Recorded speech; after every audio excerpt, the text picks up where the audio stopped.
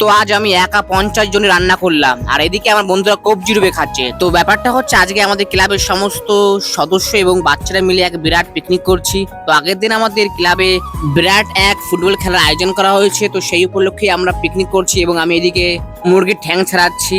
তো আমার সমস্ত ফ্রেন্ডরা, দাদারা, ভাইরা সবাই মিলে ফুটবল খেলছে এবং অপরদিকে আমরা রান্না বান্না তৈরি করছি। এবং সত্যি কথা বলতে কি, আমি কিন্তু জল গরম করতেও পারি না, তবে ভিডিও শুটের জন্য আমি একটু হেল্প করছিলাম। আর কোনো এক মহান ব্যক্তি বলছিলেন 10 মিলে করি কাজ হার জিতে নাহিলা, তো সেই জন্য 10 মিলে রান্না করছে আর এদিকে আমি গাল গল্প দিয়ে বেড়াচ্ছি। এবং আমাদের মাঠে রাত্রেবেলা লাইট সিস্টেম থাকায় সকলেই বাচ্চারা এনজয় করছে, নাচ গান করছে।